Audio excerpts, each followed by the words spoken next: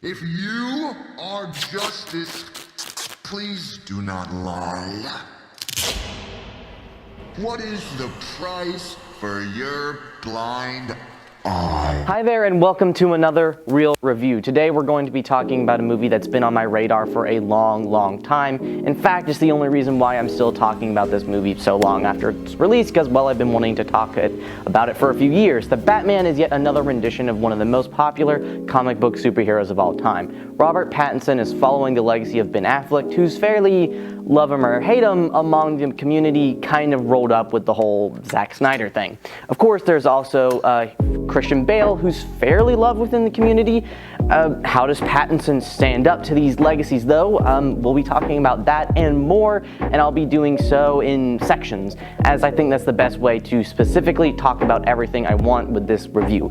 I know it's a little regimented, but you'll see what I mean in a bit. First up, we're going to be talking about the characters in this movie and their various actors. Probably the most to talk about is Pattinson, who, as I said, faced a big legacy coming to this role. However, I want to talk first about his involvement with this movie exclusively, without comparing him to others. Long story short, I love this greasy, emo bat boy of a man. This movie is absolutely elbow deep in darkness, and our hero reflects that. While we deal with conflicts of political corruption, gang violence, and serial killers, Batman keeps that somber tone. He's quiet and reserved and rarely speaks to anyone but James Gordon, Selina Kyle, Alfred, and a handful of other characters. However, he still, of course, has the rage that comes with being Batman, especially being only on year 2 of his career. We see this at the beginning of the movie with that gang, which I think is one of my favorite scenes. Another favorite scene of mine is when he's been taken in by the GCPD. When the commissioner says, "I have you for assaulting 2 officers already," and Bruce replies, "You can make it 3.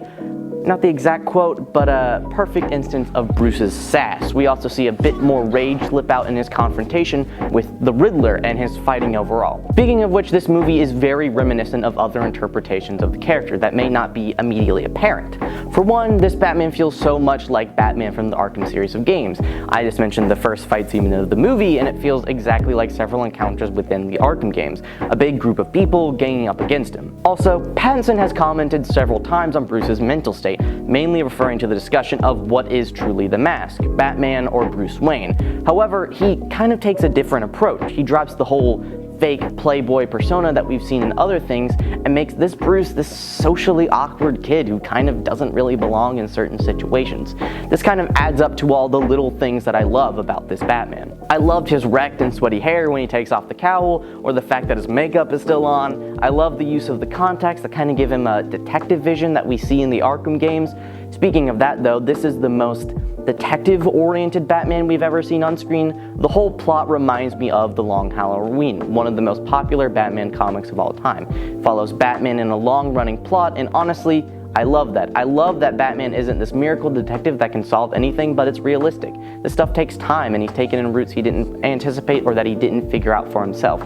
Also, this movie takes place around Halloween, which is another point in its reference. Overall, though, this further proves that Pattinson should be taken seriously as an actor.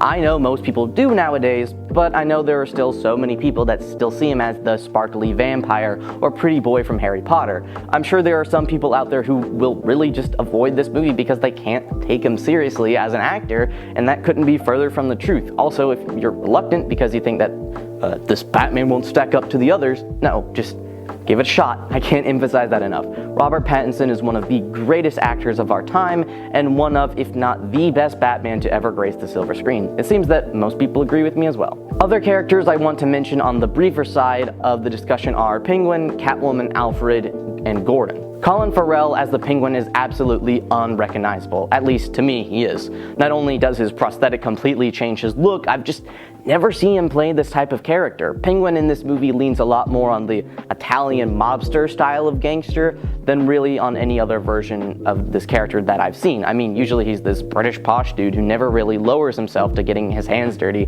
when he doesn't have to. He's usually just worried about running his little lounge and other criminal activities.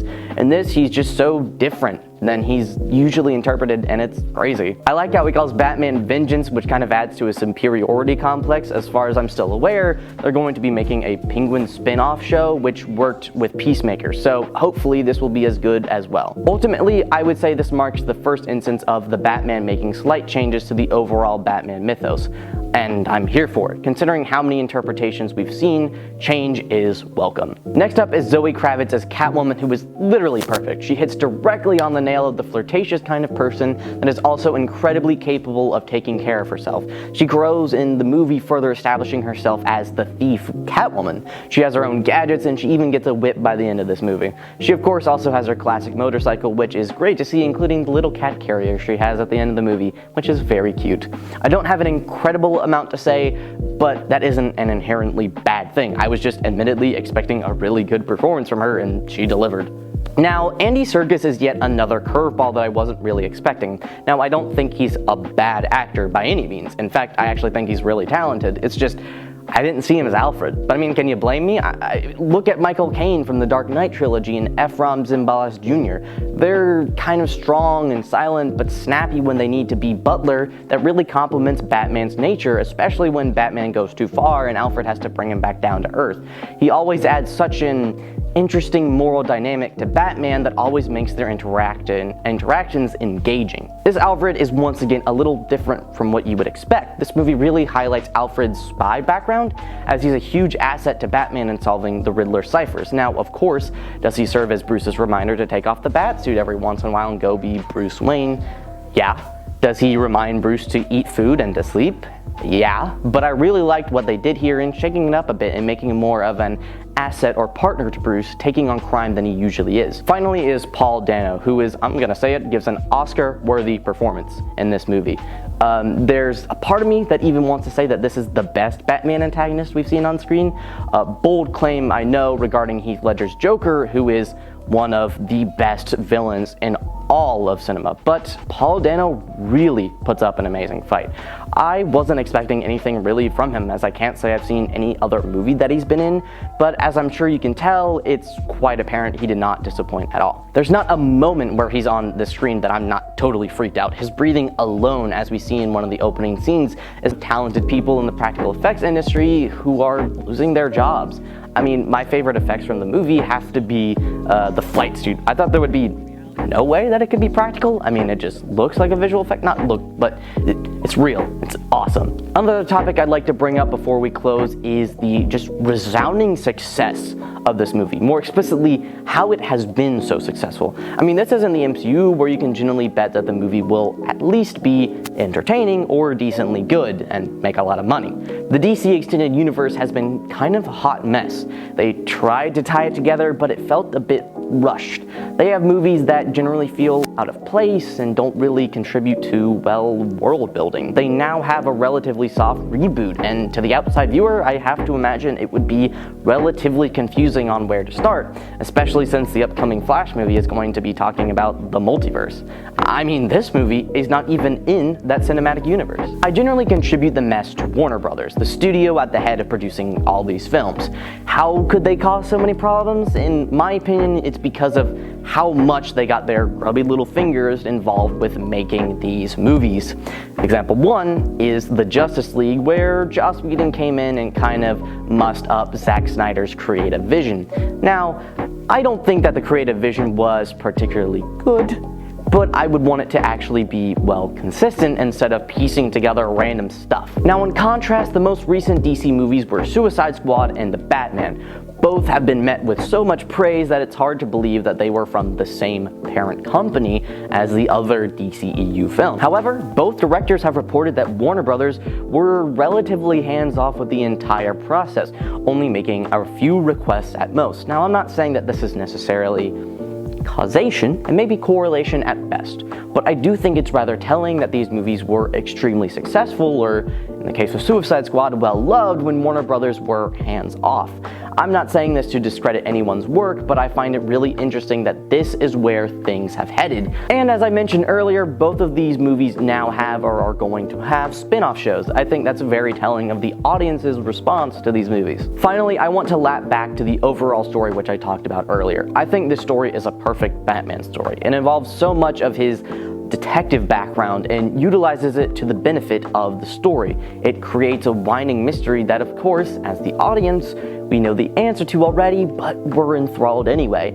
And you can bet that there are some mysteries that this movie leaves undiscovered, even in their trailers. The growth of Batman is something that I find really important here. He starts the movie as a force for only justice, striking fear into the hearts of criminals. This evolves into bigger cases, and I kind of how they skipped a bit of introduction, which would have made this, well, 3-hour movie feel much longer. But most importantly, this movie understands Batman. It understands what he should be. Should he be the gothic noir detective that deals with extremely violent and obscene instances of crime? Yes. Should he be surrounded by psychopaths and crime lords and other criminals?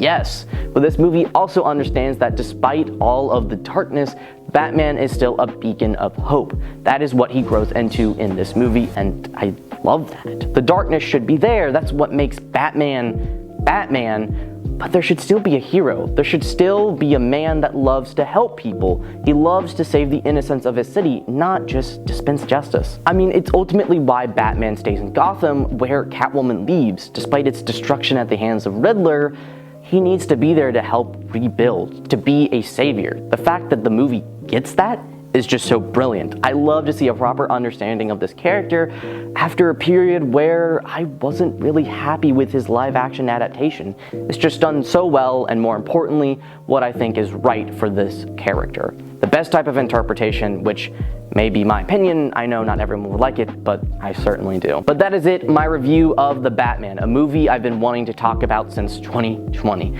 I know I'm a bit late to the party, but I was really busy with school, and I just came out on HBO Max, so it still has some relevance, right? Was it any good? Of course. I think it's safe to say that this may be one of my favorite superhero movies and one of the best superhero movies ever made. In fact, it's probably in my top 10 at this point. But we'll see where it stands with time. Its artistic direction is amazing, and its storytelling is superb. The acting is phenomenal, and honestly, several performances here are probably Oscar-worthy. And if not a performance, I think Colin Farrell's makeup deserves at least something.